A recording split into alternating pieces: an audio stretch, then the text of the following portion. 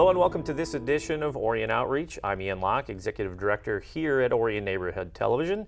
And we're proud today to bring in Julie Brenner, President and CEO of the Alliance. Correct. Tell us about the Alliance. Sure. The Alliance of Coalitions for Healthy Communities is the umbrella organization for coalitions and recovery support here in Oakland County. All right, so give us one of your main functions in the community. Sure. So we have 19 coalitions currently in Oakland County. We're shooting for 21 by 2021, which means that we're going to be blanketing the county with prevention education and support for parents, grandparents, caregivers, all the schools, but most importantly, all of the students, all of the youth that are affected by substance misuse, anxiety and stress, and wellness. So when you hit that 21, that means all of Oakland County will be covered by your services. Yes. And they'll find the benefits of such. Yes, and to be able to plug in right within their own community. They're phenomenal. That's great. We know each other. Yes. You worked with ONTV many years ago, and we're working with you in the future here. So we know some of the specifics about what you guys do. Narcan training, something we've heard in the news lately, opioid epidemic, heroin problems, that sort of thing. Can you expand on what Narcan is? Because that is it's a key training aspect of what you guys do. Absolutely. So our program is called Save a Life. Okay. It is funded through the Oakland Community Health Network. And as the largest prevention provider, we provide nasal Narcan to any community member 18 and up so that we can effectively eliminate overdose death rates. That's the goal. And it's really important to remember that we're dealing with a breathing disorder. They're basically going into respiratory failure. So with the nasal Narcan, we're able to revive them temporarily until appropriate medical care happens. Okay. Has this been growing? You're finding more need for this as the years kind of creep along? We are. It is true, 100% true. Definitely, we really focused previously, and we still focus on appropriate disposal of prescription meds. Oh, okay. But with the opioid epidemic now, we're making sure that people actually have this tool in their first aid kits. We think it's just as important to have it with your first aid kit as it is to have bandages. Okay. So what are we looking here, like dosage-wise? What kind of support do you have to get that out into the community? Sure. So with Save a Life, we provide, it's an hour to an hour and a half training where we show you every step that you need to take to make sure that you are assisting that person that is in respiratory failure. Okay. That means calling 911. We actually bring in the local coalitions that are within that community. We also bring in EMS and fire. They help us do the trainings. And then you also get a complete Save a Life kit that also includes 4 milligrams of nasal Narcan. Okay. And you mentioned before we went on the air that 5,000 dosages. Is that true? Right, that is true. So beginning October 1st of this year to September 30th of next year, we have a contract to provide 5,000 doses of nasal Narcan across the county, which really equates to, for us, 10 to 15 trainings a month. Okay. 5,000. It's a lot. Yeah, and it's not leveling off, it's not going down. Not at this time. Going up. However, the goal is to do that. So we integrate a lot of different programming around making sure that there's appropriate recovery support, that again, we're tying in with local police departments and EMS to make sure that everyone's trained and that it's accessible. Wow. It's expensive. Wow.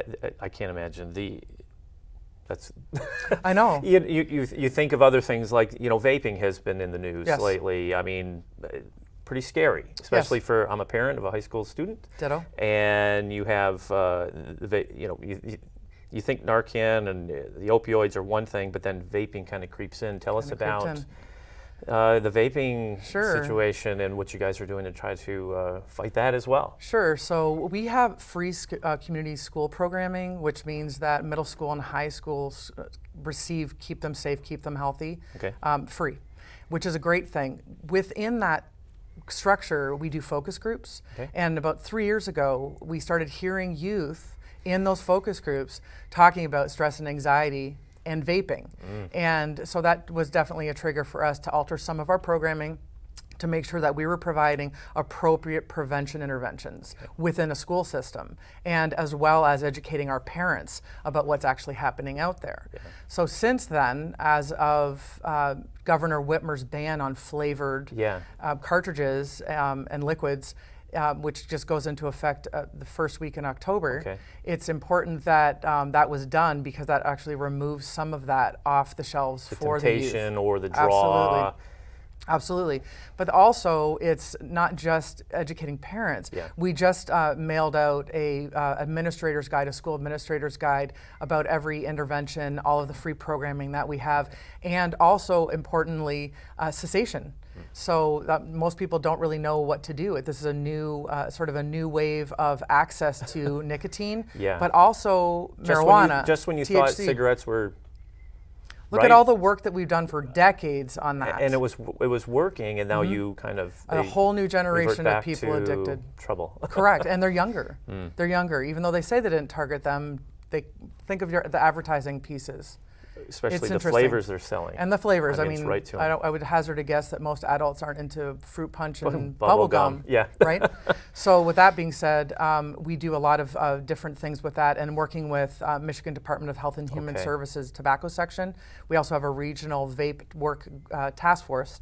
And from that came a school administrator's guide on how to appropriately handle it, working with the schools through our coalitions on appropriate policies, student handbook guidelines, things like that. So we're doing everything we can from our end, let alone just education to parents, but also kids. They don't know. They don't know. And what they don't know, we do. So tying in with a cessation tool and things like that. And recovery services, you participate in recovery as well. We do. So our recovery support groups, it's called Shatter the Stigma. We have 5 of those. It's happening regionally within Oakland County, and including a grief group. So for people who have lost somebody to an addiction, there's a lot of different things that they go through. So we make sure we have support services around that. We also tie in, which is our program. It's called Resolve, and that is recovery support for people that have different needs, different life skill needs, different obstacles, and we help them navigate that so that they're supported. Well, you guys are very, very busy. We are. We've grown a lot in the last 5 years, and the growth will continue. I would hazard a guess that if we're effective, different organizations might not need to exist, but at the same time, it's a constant adaptable model that we have, making sure that we're responding to what's happened locally, not just locally, but statewide and nationally. Do you find it's easy for you guys to respond to a quick change? Like, it seems like vaping, let's say it came out of nowhere, but with the recent hospitalizations and deaths caused by vaping, do you find that it's easy for you guys to react to it now since you are established, or does it take some time? It takes some time, but I think the beauty of the Alliance is that we do adapt quickly. So emerging drug trends, while we really focus on youth access to recreational marijuana, underage drinking, opioids or prescription drugs, we really try to focus on making sure that we are paying attention to what the kids are saying. So while we're working again with substances, we also work on wellness and making sure that anxiety and stress and mindfulness are also triggers incorporated. that might send somebody to try dabble in something not That's good exactly for them. it. So by listening to what the youth are saying, working with the coalitions in each community, we're able to hear things like, oh, by the way, vaping is an issue in this school, and then be able to create an intervention that supports the entire school system, not just the student, but also administrators, counselors, teachers. So with your annual, or your new fiscal year starting, you have some events coming up to try to get others involved and aware of what you guys are doing. Tell us about your Community Conversations event that's coming up. Sure. So the Community Conversation is really targeted at getting people within Oakland County connected. We are finding that the more people that communicate their issues and things that they're seeing, we're able to respond better to have better interventions for our youth. It's important that people have a voice. Your voice matters. So that Community Conversation will be an annual event where we actually collaborate with not just leaders of Oakland County, but also parents, grandparents, people like yourself, people like myself, and youth. They have a voice. So we want to make sure that we're empowering them, listening to them, and then creating interventions that come out of that conversation. Do you find from these conversations that you're having, it impacts your funding?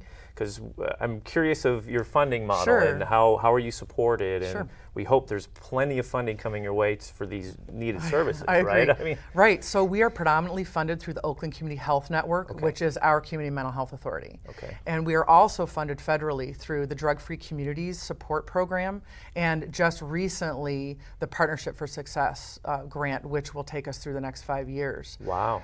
We also have many ways to give online. Any support that we can receive goes directly back into prevention and recovery support, meaning that as of last year, 92 cents of every dollar went back out to the communities, Wow. back out to our kids. Yeah. So it's important work that we That's do. fantastic. It is, and it's necessary, and we're thinking that over time and with different substances that emerge, we make sure that we're really aligned with, again, appropriate funding streams that will better impact and integrate all the work that we do. Well, share with our viewers the website they can go to for more information about if they want to offer a donation, how they can Sure. get involved. Where can they find you? So the Alliance, we are at achcmi.org, or you can call the office at 248-221-7101. Okay, great.